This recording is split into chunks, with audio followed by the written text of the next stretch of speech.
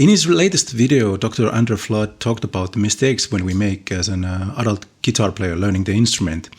And I'm reflecting on the basis of his talk. I'm not a professional musician or a teacher, just a guy that has a desire to learn to get better at playing.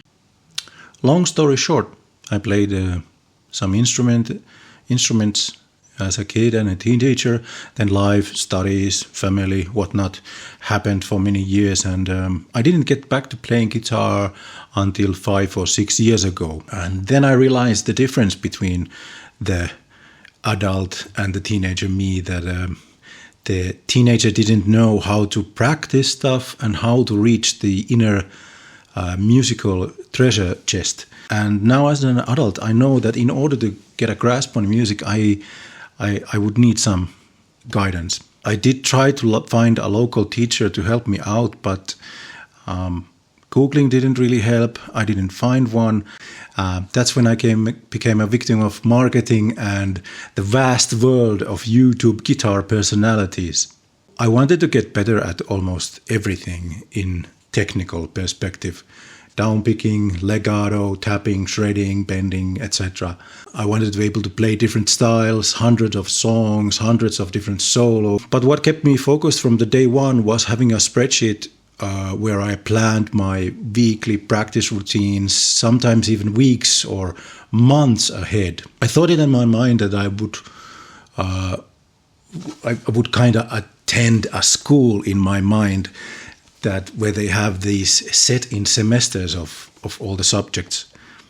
But this video would take an hour or two if I explain all the iterations of my practice routines from the past 5 years. Initially, my problem was that my goals ended up being all over the place, and I would try to practice way too many aspects.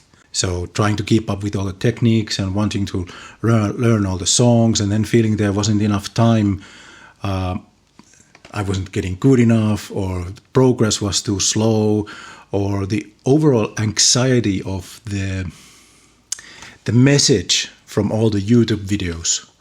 Do this, do that, you must know this, that, here's how you get better, faster. And that was the worst. The flood of that guitar stuff, it's just too much.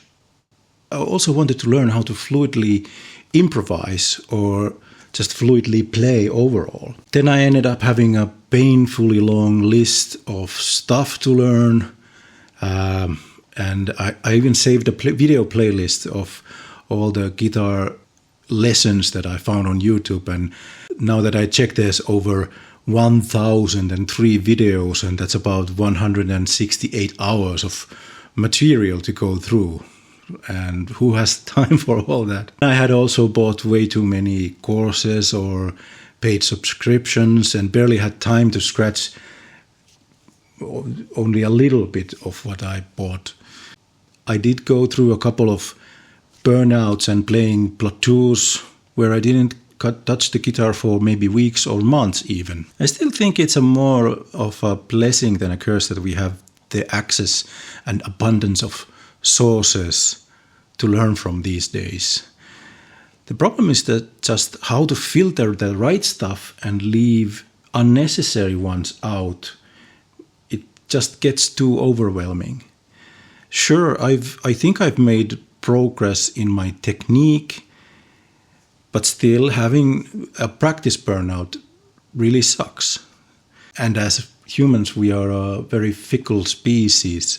You might learn one thing, then jump to another, getting interested in a third subject, and then it gets hard to find what would be the best source for the thing that your instincts want to follow.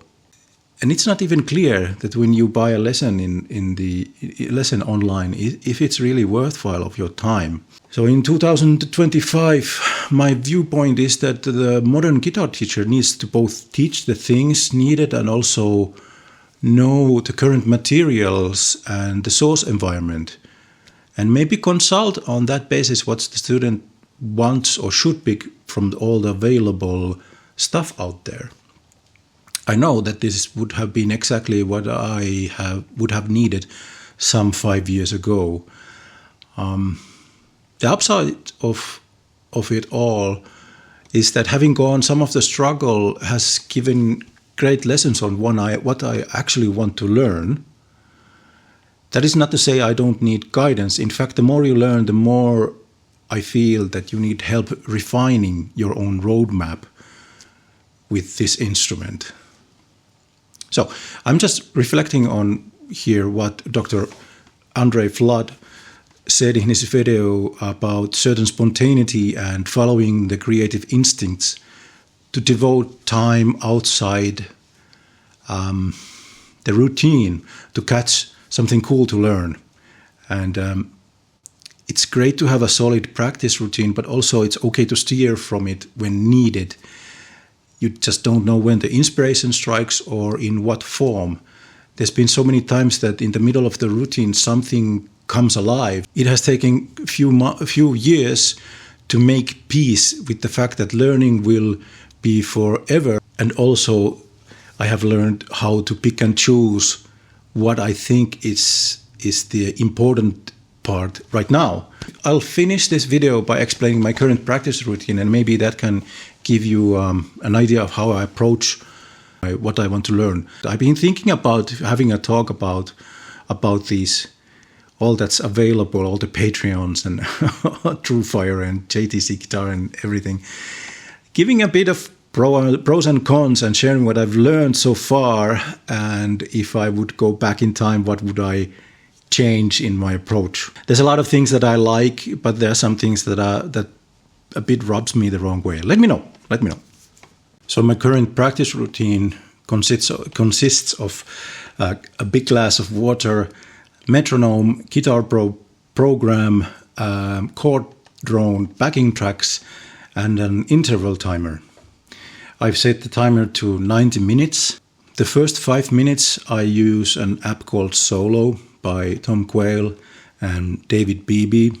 I really want to learn to navigate through the fretboard by intervals, and this is also a bit of a warm-up routine for me, and also it kind of synchronizes my mind with the fretboard before I do the rest of the practice routine.